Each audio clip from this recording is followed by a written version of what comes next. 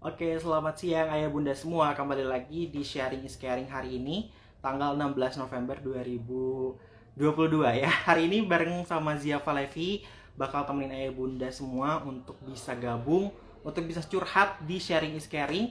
Yang tema hari ini bakal seru banget, tapi sebelum kita kasih tahu ada apa aja hari ini, kita bakal undang dulu pemateri kita hari ini ya.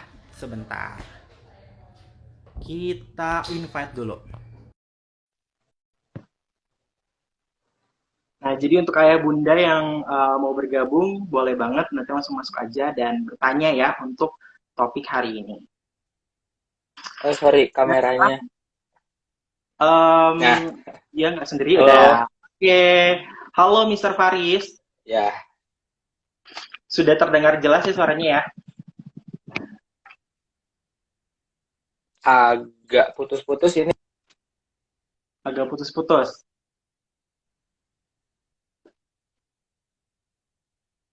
Nah, mungkin sinyalnya bisa dicek-cek dulu sama Mr. Faris, karena hari ini kita bakal live sampai jam 1 siang untuk bisa membahas topik yang seru banget nih Ayah Bunda, dan juga mungkin siswa fokus yang remaja-remaja nih yang udah nonton dan bergabung di live hari ini, begitu ya. Oke, sambil menunggu Mr. Faris mengecek situasi internetnya nih untuk Ayah Bunda dan juga siswa fokus yang udah gabung, terima kasih banget. Nah, Mr. Farisnya live dulu kayaknya ya. Jadi hari ini kita bakal berbicara banyak tentang remaja dan keresahannya gitu. Sesuai judul yang udah disonding beberapa hari kemarin, hari ini Sharing is Caring bakal ngebahas tentang remaja antara belajar dan perasaan. Dalam ya.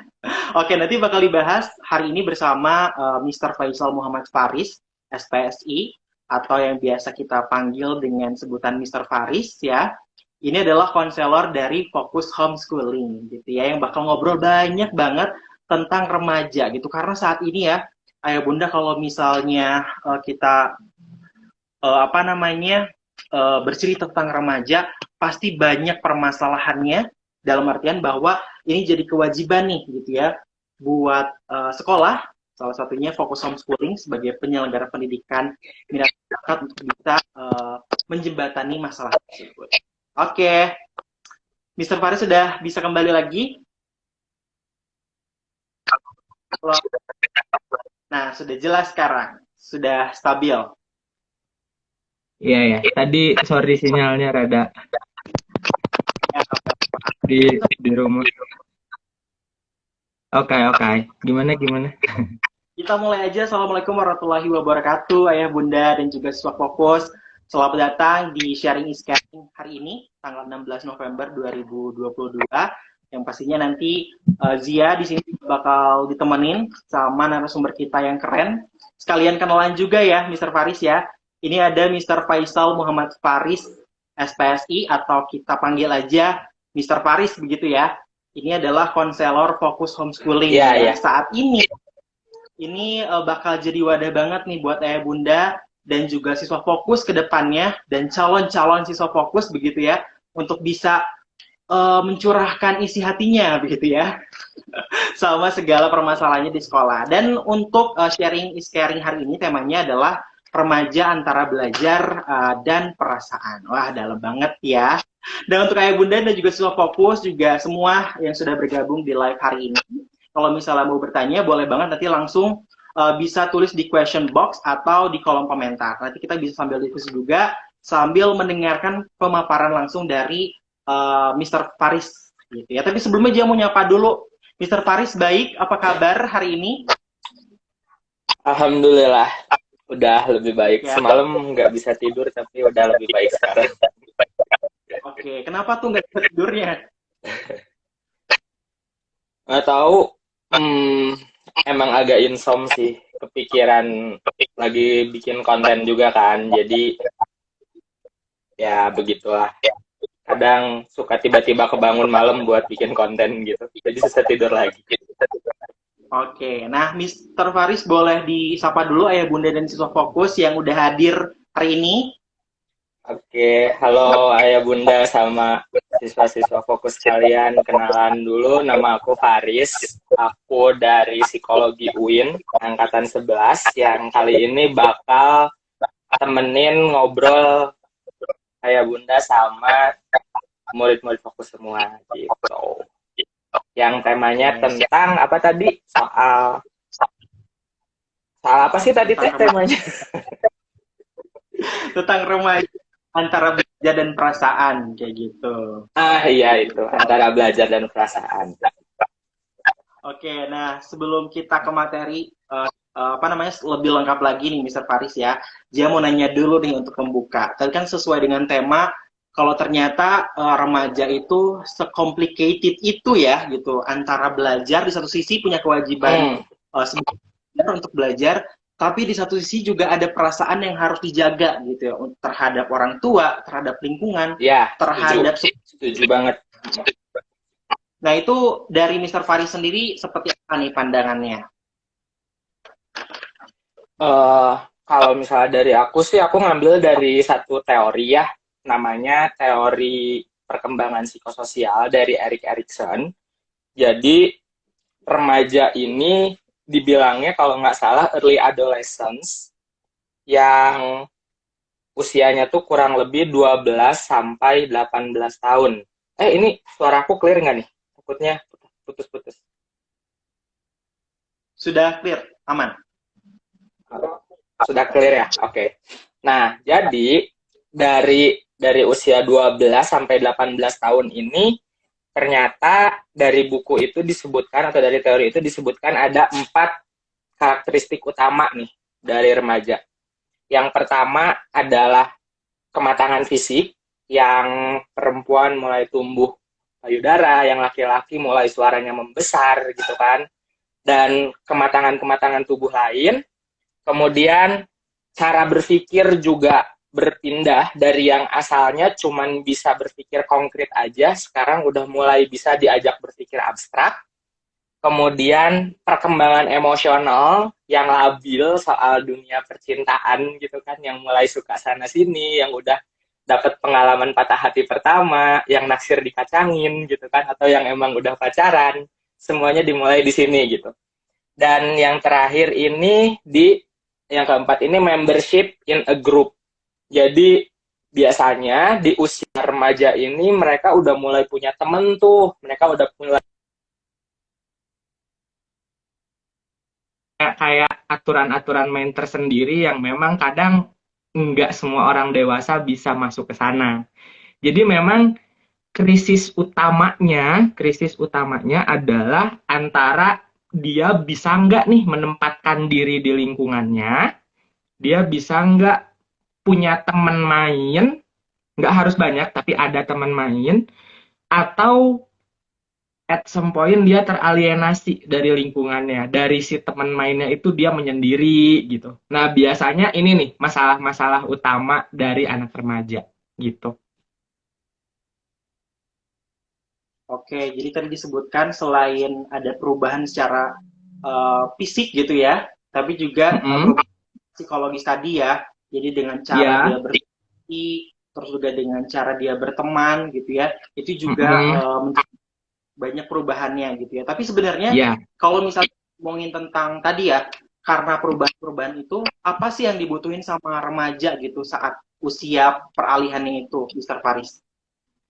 Sebenarnya kalau misalnya tujuan utamanya, objektifnya adalah bagaimana cara dia bisa menempatkan diri di lingkungan. Karena kan mulai remaja tuh lebih kayak dari rumah gitu kan, terus masuk ke lingkungan yang lebih luas, kemudian lingkungannya lebih bervariasi. Tujuan utamanya ke sana. Gimana caranya biar dia bisa menempatkan dirinya di lingkungan. Atau kalau misalnya nggak berhasil, ke depannya kemungkinan dia bakal kesulitan untuk bisa masuk ke lingkungan baru. Nah, di tengah-tengah proses itu, masuklah yang 4 tadi. Diulang lagi ada kematangan fisik, berpikir yang udah mulai bisa diajak berpikir abstrak, kematangan emosional, dan membership in a group itu. Gitu. Oke, nah dari 4 ini sebenarnya yang paling menarik gitu ya, dari 4 hal ini mungkin kalau perubahan fisik sekarang anak-anak zaman sekarang mungkin udah apa namanya udah bisa mencari informasi sendiri atau mungkin dari orang tuanya. Tapi secara ini anak-anak sekarang juga masih sulit untuk bisa terbuka gitu ya. Tapi ada nggak sih sebenarnya cara-cara supaya bisa membiasakan diri bagi remaja untuk bisa lebih terbuka, apalagi untuk bisa bersosialisasi dan berteman di lingkungan sekitarnya? Sebenarnya jadi yang namanya proses perkembangan anak ini lebih condong ke apa yang dibekelin dari rumah gitu.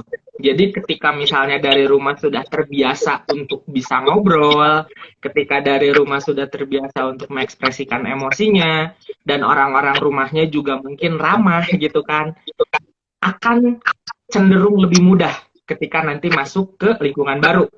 Tapi begitupun sebaliknya, ketika misalnya dari rumahnya agak ditahan-tahan gitu ya, tidak terbiasa untuk mengekspresikan diri, itu juga kemungkinan akan menjadi lebih sulit. Tapi bukan berarti nggak bisa ya, tapi di sini masih kecenderungan gitu.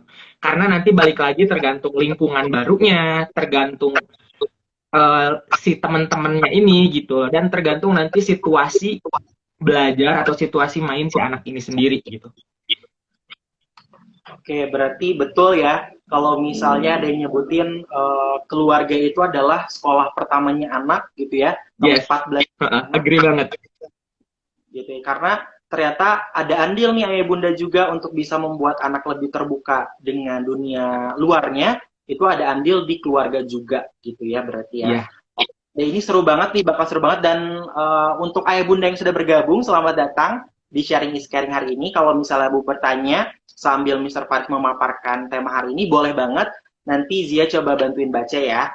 Oke, kita lanjut lagi nih Mr. Faris. Tapi sebenarnya kalau tadi orang tua sendiri kan sebagai tempat pertama anak untuk bisa belajar gitu ya, apalagi tadi secara psikologis. Ada nggak sih sebenarnya tips buat orang tua sendiri supaya anaknya juga bisa mengikuti cara-cara yang baik nih gitu di keluarga sebagai tempat belajar pertama? Mungkin untuk ayah bunda semua bisa membantu dengan cara coba cari gimana sih si anak ini belajarnya gitu loh. Jadi bukan membantu mengajari, tapi lebih membantu gimana mencari cara belajar si anak. Karena itu beda, itu dua hal yang berbeda gitu. Ketika misalnya fokusnya ke mengajari, maka nanti akan bisa atau nggak bisa. Biasanya orang tua ada yang mungkin ini ada dua kubu gitu kan. Ada yang memang mendukung dan mengajari secara baik, yang ditemenin belajar dan segala macem gitu kan. Ada yang memang pada akhirnya, kok kan udah diajarin di sekolah, kenapa kamu nggak bisa gitu kan. Nah, jadi ada kecenderungan untuk mengarah ke bikin anak jadi malas belajar gitu. Tapi kalau misalnya dari yang aku pelajari dari teori ini, si anak ini di usia remaja udah mulai bisa diajak berpikir abstrak nih. Jadi bisa aja kayak, jadi sebenarnya kamu tuh cara belajar yang cepat masuk tuh kayak gimana sih gitu. Nah mungkin bisa dimulai dari sana, dan sebagai orang tua bisa memfasilitasi sesuai kemampuannya masing-masing gitu. Jadi nanti grow sendiri si anaknya, belajar dengan caranya gitu. Itu sih paling langkah pertama yang bisa dilakukan. Oke, berarti mungkin jadinya dibalik ya. Ini kalau selama ini banyak ya bunda yang kamu tuh harus gini nih, belajar yang betul gitu ya. Kamu tuh harus nih gitu ya, mengikuti kebiasaan-kebiasaan mungkin ayah bunda yang zaman dulu. Tapi kalau sekarang mengikuti tadi di teori tadi bahwa kita yang harus bisa adjust ya ayah bundanya ya, sama minat juga kemampuan anaknya, begitu ya Mr. Faris ya? Ya, lebih ke arah menggali gimana sih cara belajar yang efektif dan si anaknya tuh cepat ngerti gitu. Oke. Gitu. Itu tujuan utamanya. Bisa grow, bisa berpikir bahwa oh ternyata cara A ini nggak cocok, cara B cocok gitu ya. Nah gitu. Jadi nanti ada trial and error yang pada akhirnya dia sendiri yang merasakan bahwa oh iya berarti memang cara belajar aku cocoknya kayak gini nih, dan kalau bisa difasilitasin, mangga difasilitasin anak-anaknya. Nah itu jadi nanti orang tua juga nggak pusing sendiri karena terbuka terhadap anaknya juga bisa terbuka dengan cara belajar. Dan anak umur segini juga udah bisa kok diajak diskusi. Jadi nggak usah terlalu ditutup-tutupin gitu loh. Misalnya kayak di sekolah ada apa, mereka juga sebenarnya mau bercerita selama memang atmosfer di keluarganya bisa untuk bercerita. Kalau misalnya atmosfernya tidak terbiasa untuk bercerita, mungkin itu yang jadi satu alasan kenapa anaknya jadi susah buat ngobrol. Oke, itu jadi benar-benar apa namanya harus saling terbuka satu sama lain. Nah sekarang, tadi kalau misalnya dari keluarga, Mr. Faris udah sempat nyerempet-nyerempet nih ke yang namanya sekolah gitu ya. Ini ada kaitannya, ada hubungannya antara cara orang tua mendidik gitu ya di rumah dengan nanti efeknya ke cara belajar di sekolah. Nah Ya, sebagai apa namanya psikolog sendiri nih ya, Kang Faris ya.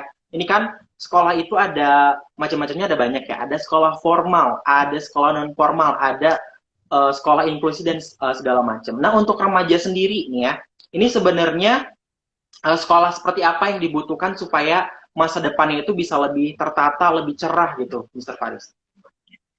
sebenarnya kalau misalnya tiap sekolah punya kekurangan dan kelebihannya masing-masing, kita nggak bisa apa namanya kita nggak bisa mengeneralisir apakah memang harus homeschooling kah, apakah memang harus sekolah formal kah atau apakah. Tapi yang jelas di sini menurut aku ya dari segi pemahaman mungkin memang homeschooling lebih lebih bagus karena di satu sisi si anak bakal bener-bener fokus diajarin sama gurunya gitu. Dan tapi di sisi lain, homeschooling juga perlu kegiatan lain yang melengkapi agar si tujuan utamanya ini nih yang tadi yang kita bahas soal group identity yang dia menempatkan diri di lingkungan sama sama kalau enggak mengalami itu dia bakal teralienasi gitu kan. Nah, berarti kalau mau homeschooling means harus ditambahin sama kegiatan yang lain gitu. Tapi kalaupun misalnya ngobrolin sekolah formal, berarti harus ada les lagi gitu. Jadi tergantung nih kebutuhan ayah bunda mau yang mana gitu. Karena sekarang mau nggak mau dua-duanya tuh jadi satu kebutuhan banget gitu loh. Ketika emang ingin fokus untuk bisa memahamkan siswa sama pelajarannya, disarankan memang masuk ke homeschooling dengan catatan tambahan kegiatan ekstrakurikuler di luar. Gitu. Oke, tadi ya berarti dikembalikan lagi sesuai dengan kebutuhan dari anak ayah. Oke, jangan sampai jadi dimasukin ke sekolah formal tapi hal-hal berkaitan dengan tadi ya untuk bisa bersosialisasi dan lain-lainnya kurang gitu ya. Begitupun dengan sebaliknya. Nah kalau misalnya kita ngobrol tentang homeschooling lagi nih, Mr. Faris ya. Di homeschooling sendiri kan sebenarnya tadi betul kita punya yang namanya kelas private, kita punya yang namanya apa namanya kelas komunitas gitu ya. Nah berdasarkan kebutuhan dari remaja tadi ya, yang 4 tadi, sebetulnya udah bisa memenuhi atau belum sih sebenarnya? Plus misalnya nih ya, di fokus homeschooling sendiri kita kan punya selain intrakurikulernya ya, kita juga punya ekstrakurikuler, punya kegiatan outing dan segala macam. Sebenarnya itu bisa memenuhi atau enggak? Sebetulnya kalau misalnya untuk kebutuhan dasarnya bisa memenuhi karena disarankan masuknya kelas yang memang komunitas yang memang ada interaksi sama orang lain gitu. Karena memang tujuannya gimana cara dia untuk bisa menempatkan diri di lingkungan. Ini bekal dasar buat dia nanti sosialisasi ketika keluar rumah gitu. Jadi memang bagus juga kalau misalnya masuk homeschooling dengan catatannya itu tadi. Tujuan utamanya adalah membantu mempersiapkan anak untuk bisa kayak belajar menempatkan diri aja gitu di lingkungannya. Itu sih, karena kalau enggak, kedepannya dia bakal kesulitan dan bakal ngerasa kayak, ih kok aku susah banget ya bergaul gitu. Nah, itu banyak banget loh. Itu banyak banget yang bahkan setelah lulus SMA, bahkan setelah kuliah pun masih banyak yang mengalami itu. Yang pada dasarnya itu tugas perkembangan yang harus sudah dilalui dari masa remaja. Jadi ayah bunda perlu diingat banget yang namanya tugas perkembangan ini kita berlanjut. Jadi kalau misalnya yang sebelumnya belum kelar meskipun usianya nambah, itu tetap ke bawah ditambah tugas perkembangan yang umurnya gitu. Jadi kalau bisa sangat disarankan untuk segera membantu gitu loh, membantu untuk menyokong support si anaknya ini gitu. Oke, jadi benar-benar harus ekstra hati-hati ya Mr. Faris ya Hmm. dalam memilih cara belajarnya, terus juga sekolahnya di mana dan lain-lain. Nah, sebenarnya ini pertanyaan pribadi Zian ya. Mungkin ini ada hubungannya juga sama remaja dalam nanti apa namanya untuk bisa memilih nih cara belajar dan sekolah dan lain-lain. Kalau tadi ada 4 hal kan sebenarnya ya yang perubahan terhadap remaja itu. Tapi dari 4 hal itu, ini bisa nggak Hmm. sih bikin remaja itu nanti jadi seseorang yang kita kenal kan ada istilah introvert, extrovert, terus ambivert. Nah, apalagi itu bisa berkaitan nggak sih sebenarnya? Sebenarnya kalau misalnya ngelihat itu lebih ke arah karakterisasi aja ya. Maksudnya karakterisasi itu lebih ke arah untuk kita bisa lebih mengenal si anak. Pada dasarnya memang potensinya ada. Nggak ada orang yang murni ekstrovert, nggak ada orang yang murni introvert, atau memang rata-rata semuanya ambivert dengan kapabilitasnya masing-masing gitu. Oh ya, untuk introvert itu yang ke dalam. Jadi ini tuh terkait sama recharge biasanya. Kalau misalnya yang introvert itu lebih nge-recharge ke dalam, dia lebih sendiri gitu, dia lebih internal. Jadi ketika lagi stres, dia menyendiri dan itu normal. Nah, kalau ekstrovert itu ngecasnya keluar. Artinya dia punya cara untuk mengekspresikan dirinya, entah itu lewat hobi, entah itu lewat ngobrol, tapi dia nggak menyendiri gitu. Nah, untuk ambivert ini in between. Kadang ada yang condong lebih ke introvert, kadang ada yang condong lebih ke extrovert. Tapi ini bisa secara langsung atau nggak langsung mempengaruhi cara belajar anak. Yang lebih pasti sih memang kita langsung terjun ke anaknya, kita tanya, kamu sukanya belajarnya kayak gimana? Apakah pakai musik atau misalnya diem, harus hening? Apakah emang mau belajar sendiri atau ditemenin, atau gimana? Nanti sambil observasi dari hasil belajarnya, itu lebih pasti gitu. Oke, jadi bisa jadi dasar juga ya untuk apa Bisa, bisa, karakter. bisa, bisa. Oke. Nah, mungkin ini juga ada yang bertanya nih. Dia bacakan dulu yang bertanya di Facebook ya, Mr. Faris ya. Mau bertanya katanya nih, gak ada namanya kebetulan ya. Nih kalau misalnya anaknya sudah apa namanya, udah memilih metode belajarnya sendiri, terus orang tuanya juga udah mulai terbuka, tapi belum ada hasil, itu baiknya seperti apa? Katanya terima kasih. Nah, boleh tahu nggak maksudnya hasil di sini seperti apa gitu? Karena kadang yang namanya hasil tuh orang tuh pengen yang langsung signifikan banget. Jadi misalnya kayak dari awalnya nilainya 4 atau 5 pengen langsung jadi 8 atau 7 gitu. Nah, seenggaknya di sini kita bisa ngukur dari hal yang kecil dulu. Misalnya dari 5 ke 5,5 dulu deh ngukurnya, atau 5 ke 6 gitu. Jadi kayak ada gradual step yang memang si anak itu perlu lalui gitu loh. Apakah memang nanti hasilnya bisa sesuai harapan atau enggak, nanti setelah itu baru dievaluasi. Misalnya dari awal asalnya nilai, kan rata-rata hasil itu hasil nilai ya gitu kan. Biasanya nilai gitu. Nah, ketika nilainya memang mulai dari 6, kemudian next-nya diharapkan untuk jadi 8, tapi ternyata memang dapatnya 7, seenggaknya itu ada peningkatan 1 poin. Dan itu juga udah bisa disebut hasil gitu. Kecuali kalau misalnya dari 6, malah jadi turun ke 5. Nah, itu berarti cara belajarnya belum tepat. Gitu. Jadi memang kita harus mulai kita menyusun si hasilnya ini, indikator hasilnya itu nggak usah loncat-loncat banget. Jadi memang perlu ada gradual step yang si anak ini juga nanti bisa ngikutin seiring perjalanan waktunya buat belajar gitu. Ya, jadi emang bener ya, apa namanya, hasil itu bukan instan gitu ya, Mr. Faris ya. Jadi Hasil itu nggak instan. benar-benar bisa berproses gitu. Apalagi kan ini masa remaja di mana masa peralihan, otomatis nggak akan mungkin tiba-tiba Iya. jadi berhasil kayak gitu ya. Nah, yang disebut berhasilnya dulu nih didefinisikan. Jadi si anak ini berhasil kalau apa gitu loh. Kalau mencapai apa. Nah, kalau misalnya memang belum mencapai itu, maka ya coba cari tahu gimana caranya buat bisa mencapainya. Karena rata-rata keinginan untuk berhasil itu tujuannya masih sangat blur. Masih nggak tahu yang disebut berhasil itu apa gitu. Nah, itunya dulu definisiin, bikin kayak small step-nya dulu gitu kan, nanti gradually diikutin small step-nya buat sampai hasilnya gitu. Oke. Nah, untuk kayak Bunda yang udah di sini, yang ada di live Instagram juga boleh bertanya langsung di question box atau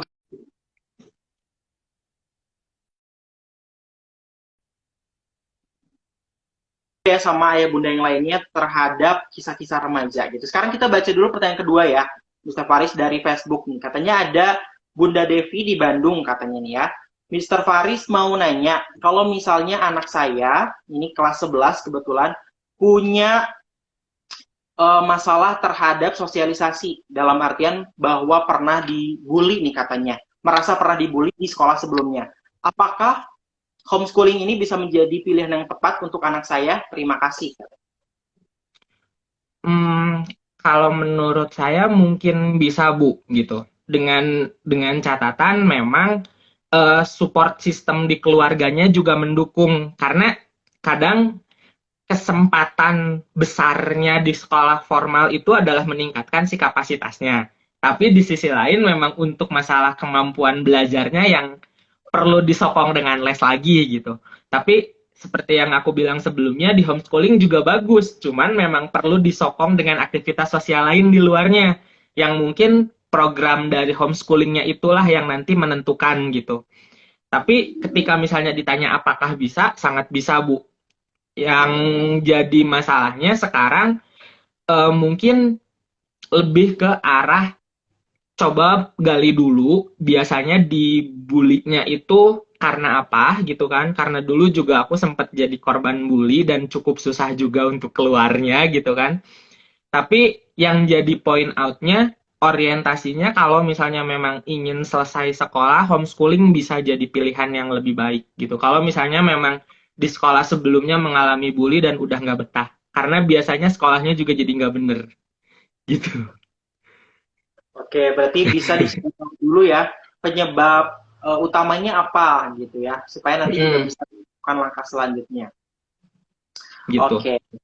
Nah, untuk kayak Bunda yang udah hadir di sini atau siswa fokus yang mau curhat juga nih sama Mr. Faris tentang apa namanya cara belajar gitu ya, terus juga tentang psikologi remaja, boleh sekali lagi Mr. Zia infokan, boleh langsung ditulis di kolom komentar atau di question box-nya ya. Nah, sekarang mungkin kita diskusi lagi nih Mr. Faris ya. Kalau misalnya kita ngelihat bahwa fenomena zaman sekarang itu tadi ya ada beberapa cara dibalik bahwa sekarang orang tua nih yang harus bisa adjust gitu ya, apalagi minat dan bakat anak-anak sekarang lebih luas sepertinya ya gitu, bukan cuman misalnya kalau dulu Bunda, ayah aku pengen jadi dokter, pengen jadi TNI, pengen jadi polisi, jadi astronot.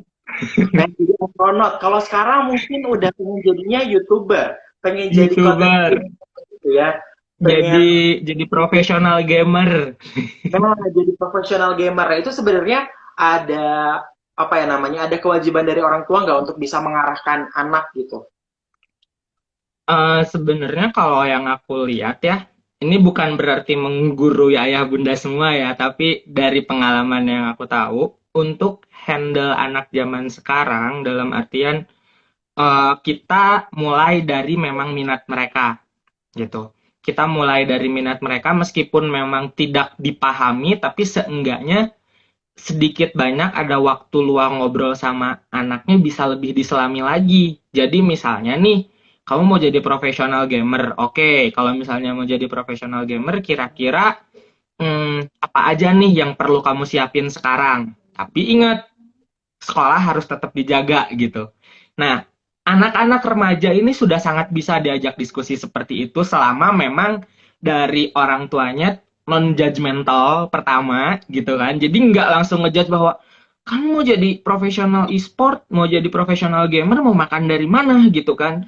Padahal pas kemarin aja ada tuh yang sampai hadiahnya udah ribuan dolar nih, yang aku ngikutin game Mobile Legends, Free Fire, dan segala macam, malah turnamennya sampai dunia gitu loh. Itu juga bisa jadi calon or bisa jadi peluang karir juga. Cuman memang pertama si orang tuanya ini dulu nih, ayah bundanya dulu yang memang harus lebih open minded sedikit dan mau menyelami dunia anaknya gitu.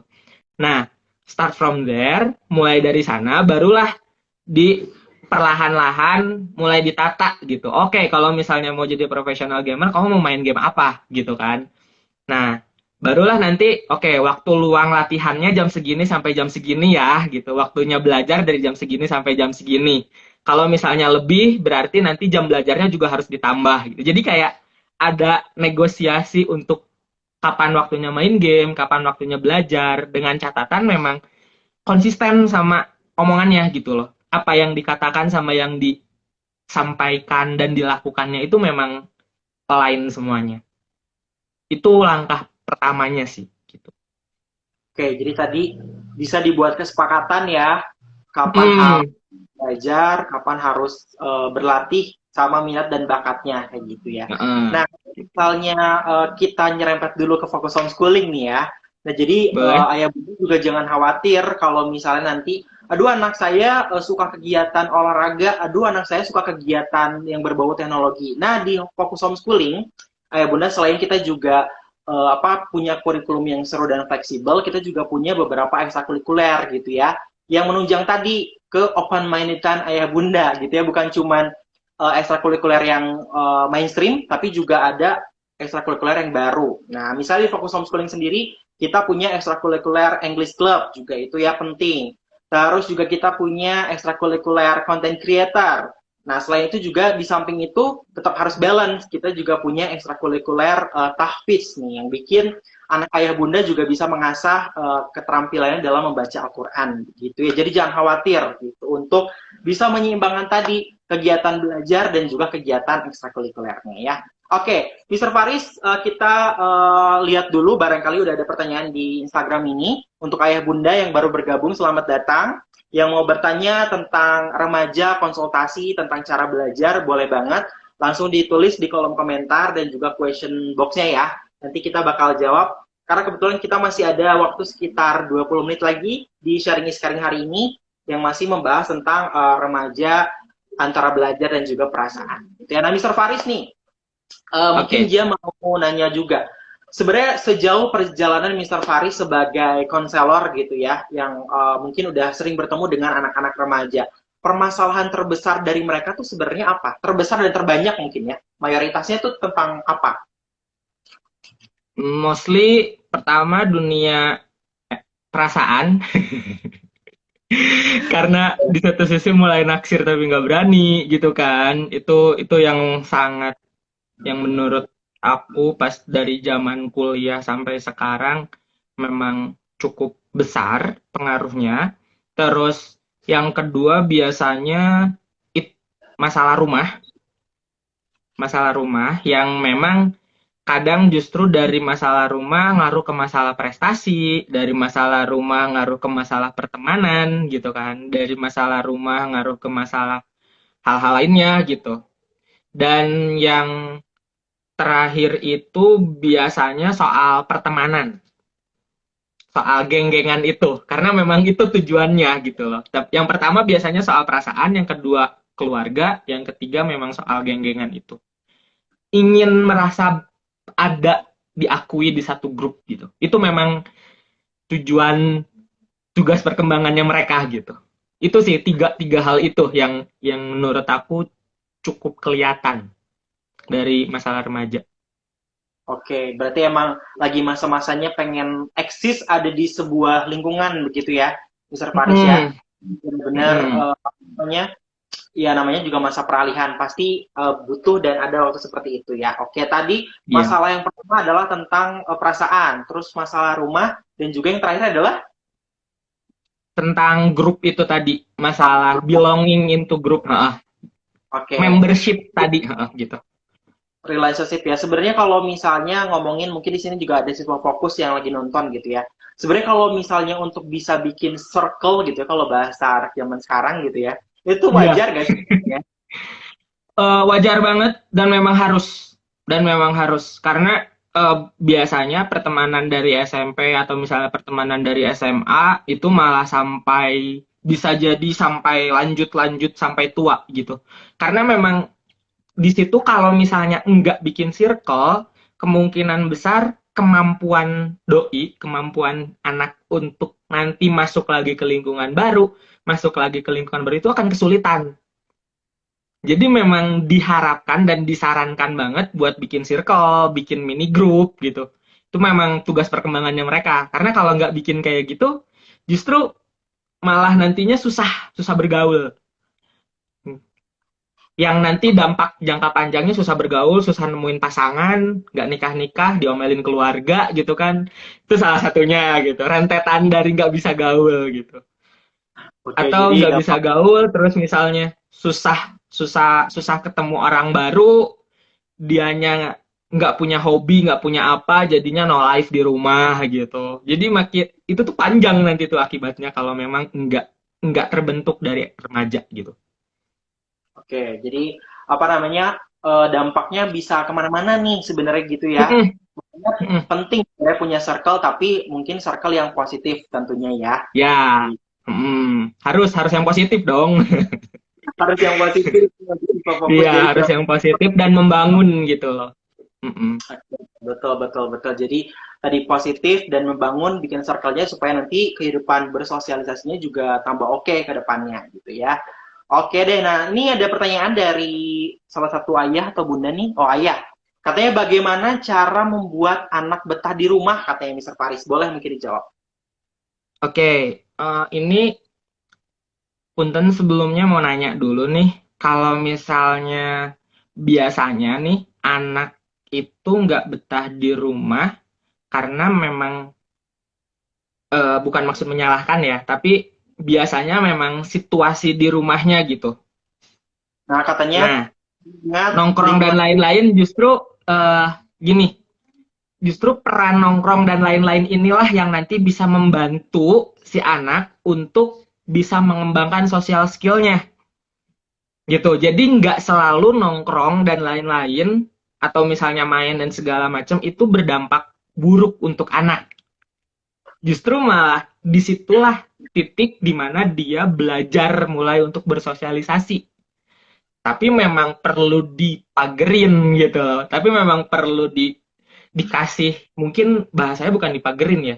Ibaratnya kayak main layangan lah, dilepas tapi nggak dilepasin banget si talinya gitu. Jadi memang tugas orang tua lebih baik memantau. Nah, masalah untuk betah di rumah, biasanya memang karena situasi di rumahnya agak bikin anaknya kurang betah. Entah itu mungkin dari segi banyak hal yang ada di rumah gitu. Aku nggak bisa sebutin satu-satu juga. Karena aku juga nggak tahu anaknya gimana, aku juga nggak tahu keluarganya gimana. Jadi nggak bisa judgement sembarangan juga gitu. Tapi yang mau aku obrolin di sini adalah poin nongkrong, poin main, dan segala macam ini bisa jadi penguat untuk sosial skillnya. Cuman memang orang tua ini yang perlu lebih membatasi si anaknya gitu. Nggak selalu nongkrong itu buruk. Oke, ini terima kasih pertanyaannya dari ayah Ivan ya, apriana.ivan. Terima kasih. Jadi tadi bisa disimpulkan kalau misalnya cara bikin anak di rumah untuk betah berarti balik lagi sebenarnya ada nggak gitu ya hal-hal yang bikin anak gak nyaman gitu ya. Jadi harus mulai dicari tahu dulu dari sana gitu. Nah nanti untuk masalah nongkrongnya itu tadi tidak selamanya negatif gitu. Kalau anaknya menongkrong boleh asal dikasih tahu nih batasannya gitu. Apalagi kalau kita ngebahas hari ini tentang remaja, mereka kan lagi apa ya, lagi masa-masanya penasaran ya, Mister Faris ya. Nah, itu jadi mulai harus dibatasin apa yang boleh dan apa yang tidak mungkin gitu ya. Justru kebanyakan kalau dilarang jadi malah berontak. Hmm. Ketika dilarang justru malah makin, kalau bahasa Sundanya mah ngehajakeun gitu. Makin maksain mau gitu. Nah, Baik. makanya lebih baik eh, dari yang aku pelajari sendiri gitu ya. Memang waktu itu aku sempat sharing juga sama keluarga dengan anak remaja, memang agak sulit mengontrol remaja ini karena memang posisinya antara peralihan dari anak-anak menuju dewasa yang tugas perkembangannya itu justru meningkatkan social skill yang kadang pas momen mau ningkatin social skillnya dianggap main yang negatif mulu gitu loh bawaannya. Nah, disuudonin gitu juga nggak enak gitu si anaknya. Jadi memang lebih baik posisinya dimaklumi dan diarahkan gitu. nggak selalu nongkrong itu negatif. Oke. Nah, ada pertanyaan lagi, tapi sebelumnya terima kasih untuk Ayah Apriana.Ivan ya, mudah-mudahan bisa terjawab. Ini selanjutnya ada dari Bunda More_May. Kalau misal punya anak cewek, terus dia pengen ikut ekskul yang pastinya bakal pulang malam. Katanya sedangkan kita khawatiran dia kenapa-napa, tapi takut juga sosialnya nggak bagus. Itu gimana, Mr. Faris katanya? Nah, untuk yang ini, jujur aku nggak bisa jawab. Yang bisa jawab anaknya ibu, anaknya bunda gitu loh. Maksudnya, mangga diobrolin gitu. Maksudnya kan gini, kita di sini di anak umur remaja ini udah momennya bisa diajak ngobrol banget nih gitu. Tapi memang keterbukaan si anak ini tergantung bagaimana pembiasaan keluarganya dari kecil. Ketika memang dari kecilnya nggak terbiasa untuk terbuka, maka kemungkinan remajanya juga sulit untuk terbuka. Tapi ketika misalnya dari kecilnya udah terbiasa untuk terbuka, maka ditanya pun nanti bakal jawab gitu. Nah, ini mungkin bisa diobrolin kayak mother daughter talk misalnya gitu kan, pas lagi ada momen santai gitu kan, itu lebih meningkatkan bonding daripada dalam tanda petik suudon takut sosialnya nggak bagus, padahal belum tentu juga gitu. Jadi mending menurut aku langsung aja diobrolin, ada momen mother daughter talk-nya gitu kan. Jadi nanti di situ daripada membangun ketakutan si anak, jatuhnya jadi kayak ini orang tua kenapa sih overprotective banget gitu. Nah, mending dibalik untuk ditanya. Jadi mama tuh khawatir kalau misalnya kamu tuh kayak gini, emang teman-teman kamu tuh kayak gimana sih, atau kegiatan ekskul kamu tuh ngapain aja sih kok bisa sampai malam gitu. Jadi kayak lebih ngegali gitu, lebih ngegali. Memang susah, jujur susah banget buat praktekinnya, nggak segampang ngomongnya. Tapi ketika misalnya memang disuudonin, itu justru malah bisa backfire ke orang tuanya gitu, dan itu bisa justru malah merenggangkan hubungan orang tua dan anak. Oke, jadi ya Bunda More_May, jadi mudah-mudahan bisa terjawab. Jadi dalam artian bahwa tadi bagaimana how to approach gitu ya orang tua ke anaknya untuk bisa gali sebenarnya ngapain aja supaya anaknya juga bisa lebih terbuka gitu ya tentang kegiatannya di luar gitu ya. Oke deh. Iya, gitu. Nah, untuk Bunda More_May, terima kasih untuk pertanyaannya, dan untuk Ayah Bunda yang sudah bergabung di sini yang masih mau nanya, kita masih punya waktu sekitar 10 menit lagi untuk bisa curhat begitu ya tentang remaja di sharing bersama Mr. Faris hari ini. Tapi sebelumnya nih, katanya, baik Mas, terima kasih atas jawabannya. Sama-sama, Bunda. Sama-sama. Oke, kita balik lagi nih tadi ke pandangan orang tua terhadap kegiatan anak di luar begitu ya. Karena remaja emang tadi sosial skill-nya lagi benar-benar diuji gitu ya. Nah, kalau misalnya kita ngelihat lagi benar-benar di-upgrade. Ya, itu harus di-upgrade. Kalau misalnya kita ngelihat dari pandangan anaknya nih sekarang, boleh nggak sih sebenarnya kita mengemukakan entah itu pendapat atau misalnya pernyataan-pernyataan terhadap kegiatan kita di luar duluan sebelum orang tuanya approach gitu, supaya orang tuanya ngerti. Boleh. Gitu.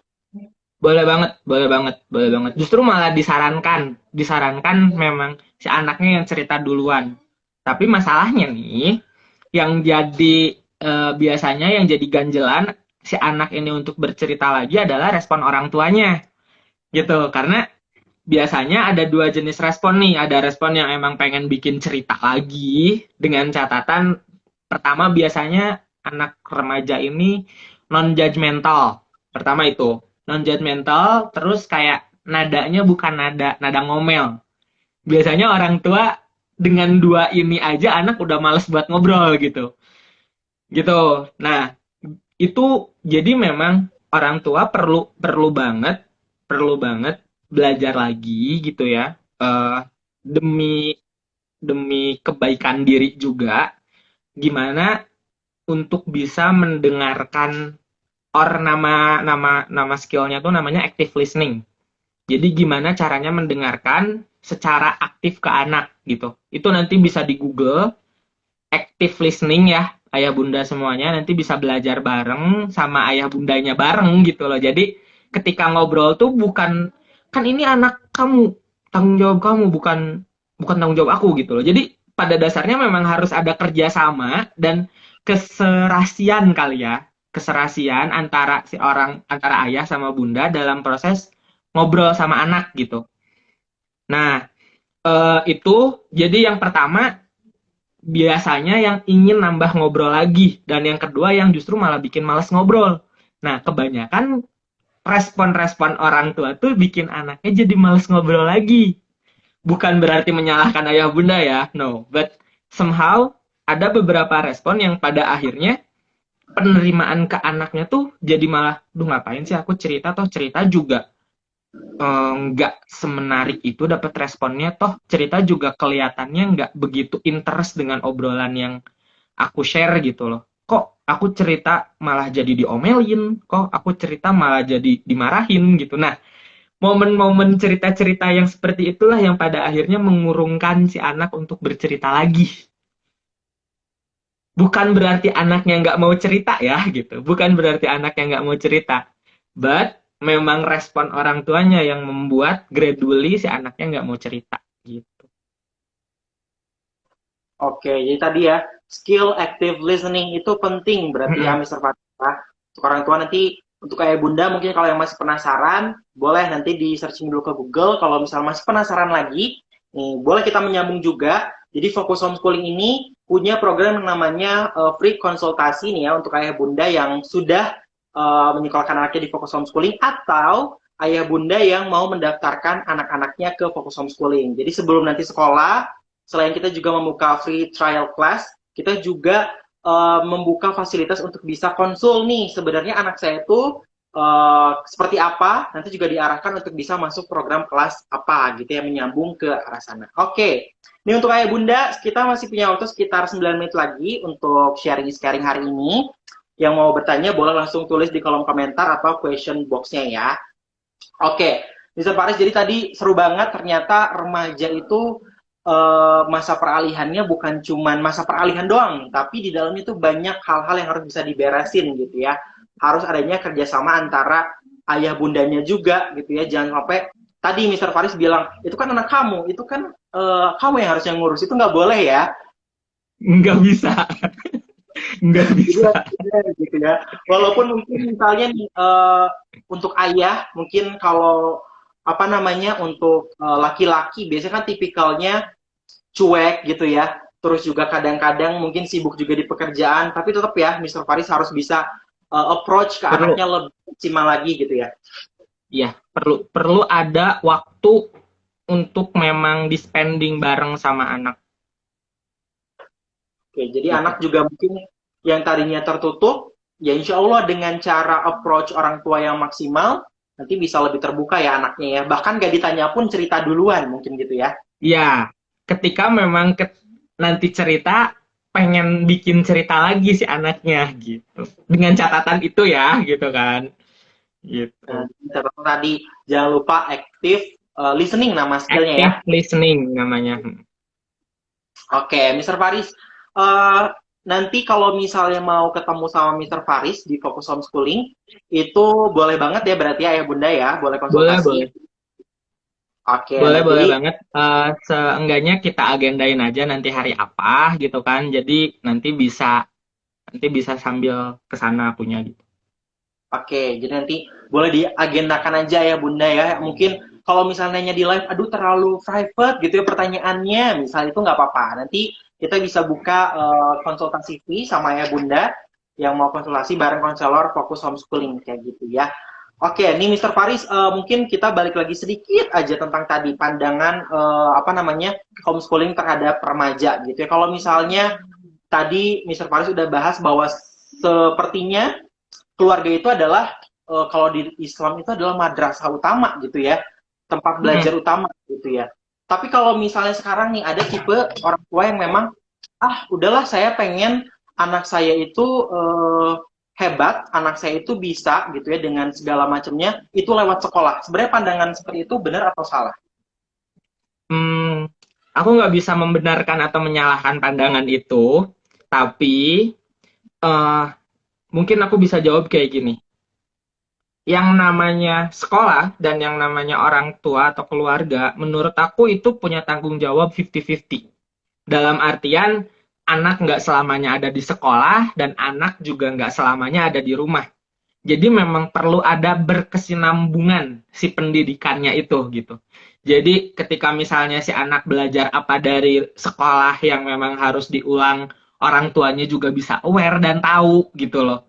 Dan kalau misalnya mau support juga kayak misalnya dia lagi belajar terus tiba-tiba atau misalnya dengan bentuk perhatiannya misalnya bikinin susu sama siapin kue misalnya buat cemilan gitu kan atau apa gitu yang pada akhirnya nanti memang peran anak sama peran keluarga sama peran sekolah tuh ibaratnya jembatan yang menghubungkan si anak tuh buat lalu lalang nantinya gitu loh. Lebih ke situ sih kalau aku ngelihatnya. Oke, jadi sama-sama punya tanggung jawab ya, gitu. Jangan tiba-tiba Sama-sama punya peranannya masing-masing. nah, itu tiba-tiba naruh di sekolah tiba-tiba kok anak saya belum bisa nulis nih, kok anak saya belum bisa ini segala macam. Ternyata memang kita juga harus lihat di rumahnya seperti apa gitu ya. Tidak bisa judgement di satu pihak gitu ya, Mr. Faris ya. Iya, tidak bisa menyalahkan satu pihak aja karena itu berkesinambungan sih. Oke, tapi kalau misalnya berbicara tentang fokus homeschooling nih ayah bunda ya, ayah bunda nggak perlu khawatir kalau misalnya tadi karena mungkin apa namanya masalahnya sibuk gitu ya. Tenang, kurikulum fokus homeschooling ini nih ya, karena kita punya kurikulum inklusi, di mana kurikulum inklusi ini kan benar-benar bisa cocok banget buat anak ayah bunda yang memang punya kebutuhan-kebutuhan khusus nih gitu ya. Itu cocok banget di sini. Jadi dalam artian nanti ayah bunda nggak perlu khawatir, kita punya tutor yang berpengalaman terus juga metode belajar yang seru. Jadi kalau misalnya nanti ada something, misal anak saya kok belum bisa ini, anak saya belum bisa itu, kita bisa discuss bareng, gitu ya, Mr. Faris ya. Salah satunya nanti lewat layanan konselor di sekolah, gitu. Jadi kita nggak bisa apa namanya, nggak bisa judgement satu pihak, kita bakal merembukannya bersama lewat fasilitas konselor sekolah, gitu ya. Oke. Ayah bunda yang masih mau bertanya atau siswa fokus yang udah bergabung, selamat datang. Kita masih punya waktu beberapa menit lagi. Yang mau bertanya boleh langsung tulis di question box atau di komentar gitu ya. Mumpung nih lagi live bareng sama Mr. Faris, konselor dari Fokus Homeschooling. Kapan lagi bisa nanya gratis gitu ya. Kalau misalnya konsul di luar bayar kan, Mr. Faris?